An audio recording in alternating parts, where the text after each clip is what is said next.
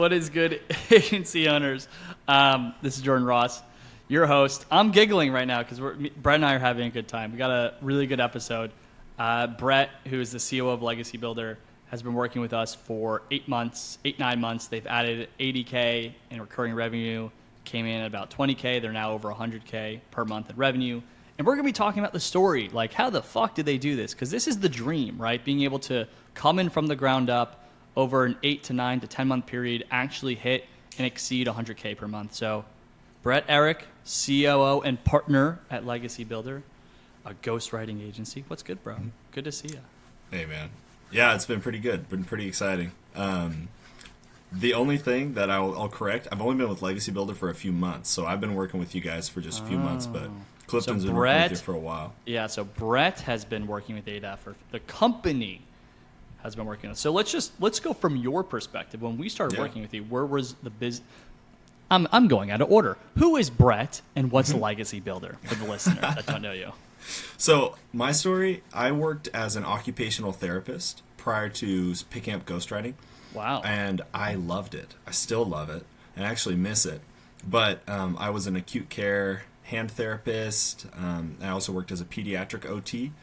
And while I was doing it, I got into web design. I don't really know how exactly, but I picked up web design, and one of my mentors said, you got to make a Twitter account if you're in web design.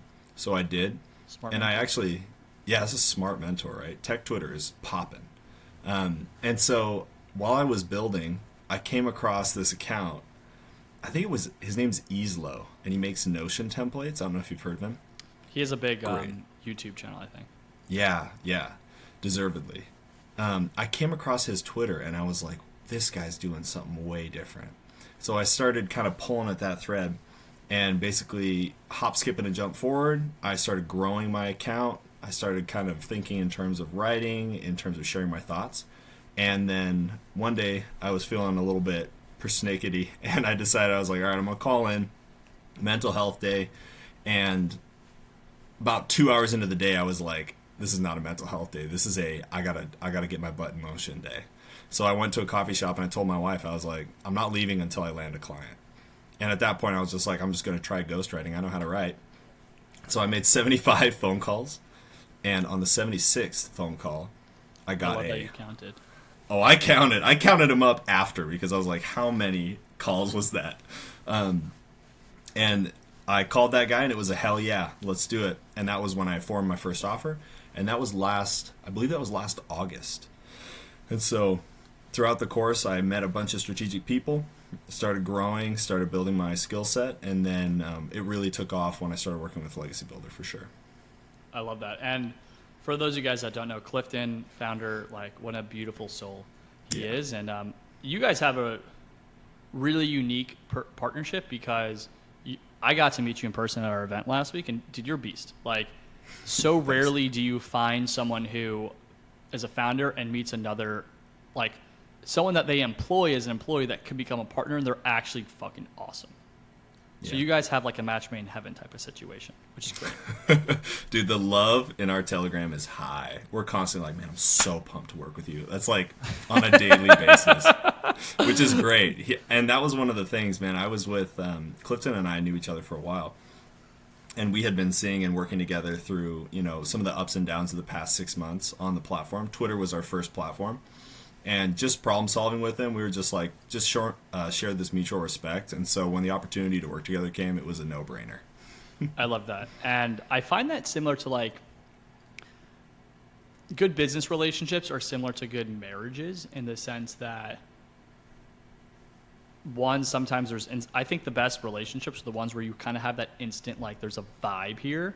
In my opinion, like a good entrepreneur can sense it, but then two, like, it doesn't have to be enjoyable to work with your partner, but like it really fucking helps. So it helps so much. Let's turn the table. When you came in to start working with ADAF through Legacy Builder, where was Legacy Builder in the process of like scaling, figuring shit out?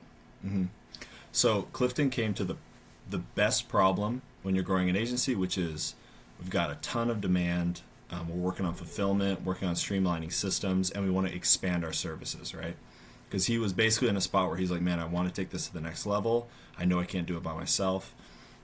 And so my role has been to work with ADF and to essentially work with our CTO to figure out how to build these systems, build our offer so that we can streamline it and scale it. Because in our agency and in ghostwriting in general, a lot of it comes down to tailoring and expectations, right? What's an acceptable amount of tailoring for each client? Because what happens is when you tailor something, oh sure, we can do a newsletter or whatever, or You could over-index easily. That's right. And you can't scale it because it's like, oh, we got to remember to do that one thing for that one guy. And so the biggest thing for us has been, okay, what do we say no to so that when we say yes, it's something that we can repeat so that we can take it from, I think when I started, it was somewhere 20 clients, 23 clients, something like that. I believe now we're up over 30. And our goal is to scale to 50 and then from there scale to 100. And so the primary platforms we're on are LinkedIn and Twitter. So part of my role has been building out LinkedIn as a growth service and streamlining the onboarding, making it just, and Zach has been foundational for this, keeping us on track for building roles, SOPs, getting our ducks in a row so that we can scale. Because the reality is we want to scale our capacity without scaling our stress and basically just running ourselves ragged, right? And that comes down to systems. So let's talk about those systems, because Legacy Builder, 9-10 months, has added 80K in recurring. How long have you been working with Zach and ADF within that time frame? How many months? Yeah. So I started working with Zach, I believe the first week I was there, we were meeting with him. And I started jumping on some of those AMAs. And I was bugging him. I was so glad I got to meet him in person. We got to hang out for a little while. And it was great because I feel like I've been pestering him with so many questions, like, okay, so nuts and bolts wise, like what does it look like to build an SOP? How do we build it so that it's successful, so that we're not building roles that are fuzzy, but we're building out roles that are really clear? Because setting those expectations is just so important, right? Who's responsible for what? What does that responsibility look like? And how do we keep track of that responsibility? And that's a lot easier said than done because it's complex, really. Oh, big time. And let me ask you this. You're asking him, you're talking to him, you're working with him, you're leveraging him as a partner. What have been some of the big things that you guys have built or solved since you've joined Legacy Builder and you started working with Zach directly? Yep. There's been a few really key wins. So one of which has been, it's probably been a month and a half that we've been working on this to really get it dialed in, is a structured, clear, step-by-step onboarding process. So for ghostwriting, we're tackling a pretty complex problem, which is how do you speak in the client's voice at scale effectively and so that they're happy, so that they're growing. And so we have to get a lot of intake, but that first month requires so many moving pieces of getting scheduling software up, getting their content written and approved, getting to know them as a person, setting up communication channels, that what Zach helped us do is lay out a clear, okay, we need to have day one, this happens. Once that's done, then we go to day two. Because what was happening is, oh, we did that. Oh, we're already set up for them. All of that, the little miscommunications that at scale just cause headaches, right? So what we actually have I literally texted this to Clifton today. He offered to take on some little role that was like kind of a little headache. And I said, my Zach senses are tingling, meaning Zach would not be pleased with that decision. And so that's actually been really helpful. That accountability has been huge. And also breaking it down into, okay, what is the actual next step, right? I love that. And for those of you guys listening, like Clifton's worked with us for 8 months. We've done the workflow, but something that I find that's needed, even what we're doing right now at ADF, you build. So this is something you already had, and we come back to it's 3 or 4 or 5 months later. Okay, now we need to go deeper, right? Because we build a system that's fundamental, that's scalable, and it gets us to, let's just say, from 20K to 50K, from 50K to 60K, but it doesn't get us to 100K. So we look at that process and say, okay, which of the operationally or from the LTV perspective, where do we need to improve? And you guys was like, okay, our onboarding process isn't as good as it needs to be. And something at Amazon, we call it first pass yield, or when we build something, we build it the right way the first time. And actually, I've changed my perspective in business. I actually think it's not feasible to build it perfectly the first time for a variance of reasons. Like sometimes if it's your first time, like being a ghostwriter agency, you can't know it, but it's not effective to build the perfect onboarding process when you're at 20K. You need to get to 50K. Now you have more capital. Now you could, okay, we have a little bit more breathing room. We could take more time, a month. You said it took you 6 weeks to build this. It makes more sense at 50, 60K to say, okay, we're going to do it the right way. So you guys did that. That was a huge win. And I'll let you guys know as the listeners, we're actually going back and I rebuilt my own. I've improved it. And Brett, I actually emailed you. We just closed the deal yesterday. So I emailed the client the welcome sequence. So I want you to check that out because I have a first one's a personal Loom welcome. Yep. The second one is a templatized, hyper edited, like VSL type of video, and then it's the onboarding form. So I want you to go back and look at those because that might impact what you guys are doing. I love that. Outside of the onboarding form, because that's been a 6-week process. Have there been any other wins that have enabled this growth for Legacy Builder that you guys have been working through? Well, to close that loop too, what it actually enabled us to do now that we have an onboarding process that's pretty much there, it's about maybe 85%, 90% there. Now what we're doing is we're taking those and creating SOPs with each step. So now we actually have a concrete role that we can hire for and delegate further, right? So what you said about what takes you from 20 to 50 and 50 to 100, that is exactly right? Because it's only ever good enough. You can always do better, right? And that's something that you realize. Do you ever watch the show Alone? It's like a survival show. I've never watched Alone. I know of Alone, but yeah. Okay, well, it's a survival show. That's all you need to know, right? It's a fantastic show, by the way, season 6. But in that show, there's all these things you could focus your time on. You could focus on shelter. You could focus on getting water, getting food, clothing, warmth, firewood, whatever. But what are the real needle movers? It's like the most important things. The people who win that show are the people who focus on the right things. That's it. And so our thing, we've enacted like a much more strict filter for when we have an idea. Oh, what about this idea? We run it through this sieve, and we have to really think about what we say no to. That's kind of like what I said earlier, right? Because we've had it where we're having a conversation, and then one of us just raises their hand and says, "Okay, we need to pause. This is not worth our time." And is that something you guys built with Zach too? Absolutely. Well, it's not. I wouldn't say it's like formal, but one of the things that as you grow an agency, right, you realize not everything is a top one priority. You have to go from being everything's urgent to okay, it's important and it's ranked in importance, right? And so really when we're getting into the weeds on some specific client case or something, we need to think, okay, we can set time aside to deal with this, but today here are the marks we have to hit, right? And so I would say it's more of like a check that from seeing it from Zach's eyes, right, has been really helpful just to formulate that ranking system. Because if you prioritize the right things and you follow through on them, you're gonna succeed, right? As long as you have the right moves, right? Which is also helpful for Zach, meaning pointing out what's the next right move. 100%. Yeah, I love that little nuance you guys have with each other, and it makes perfect sense because one of the things I talk about, it's Pareto's principle: 20% of your actions lead to 80% of your results. Yeah. So it sounds like you guys have been really snuffing out a priority process, or a focus process with Zach. And we at ADF we have what we call the GPS, and there are a lot of goal priority sprint, right? And it sounds like you guys have just from like almost an informal way through communication. Where does this fall? Does this actually matter?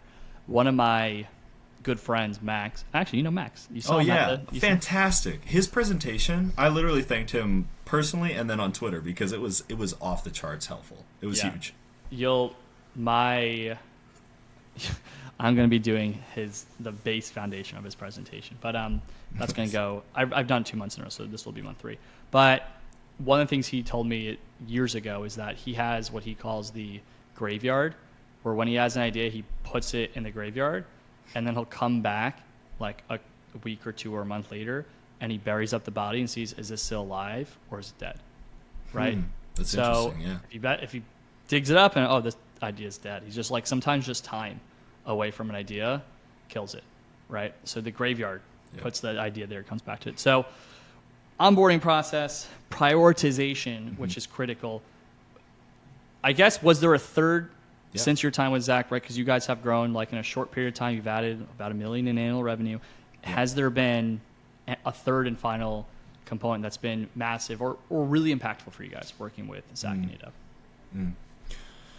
I'm going to answer this in two things real quick. The first thing was that we made the hires that we needed to hire. That's another thing that takes a lot of takes time. It takes time, man. Because here's something. I don't remember if Zach said this, but he would say this if he didn't. You can delegate tasks, but you cannot delegate responsibility, right? And that's the challenge. Is like, just because we delegate something doesn't mean it's taken care of. We have to have systems in order to check, right? And so getting an executive assistant was a huge win, right? Getting more writers and graphic designers on board. We found some people who are really helpful in that regard. So we can delegate, which creates that virtuous cycle of more time to focus on systems.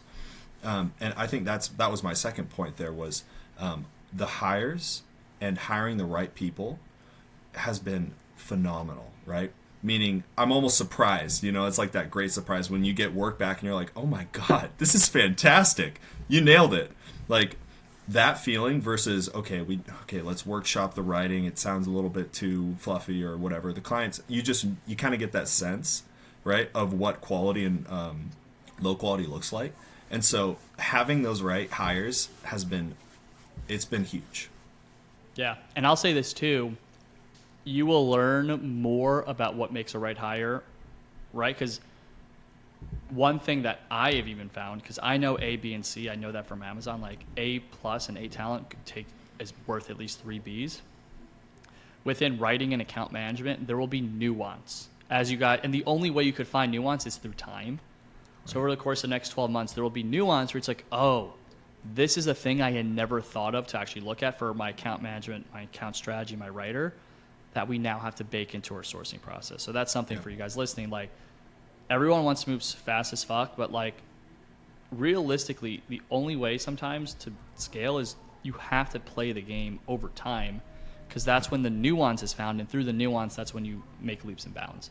So, Brett, I want to go high level because at the time of this recording, it is Halloween. I want you to be able to go do trick or treating with your kid or kids. Sorry. Yeah. For everyone listening, that they've really heard 3 fundamental pieces of like scaling, right? It's really good onboarding, prioritizing the right thing, and then hiring the right talent.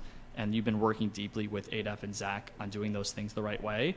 Mm-hmm. If someone is considering working with ADEF, what would you tell them? I'd tell them, first off, I'd tell them that Jordan and Zach are bosses. So, and they throw a great rock conference. On, baby. I would say you don't realize what you don't know until you have an expert sitting across the table from you who's done it. I think that's been the biggest thing, which is, okay, you want to do the right thing, right? But even the smallest bit of advice that's placed at the right time, because Zach, there's so many things he could point us toward.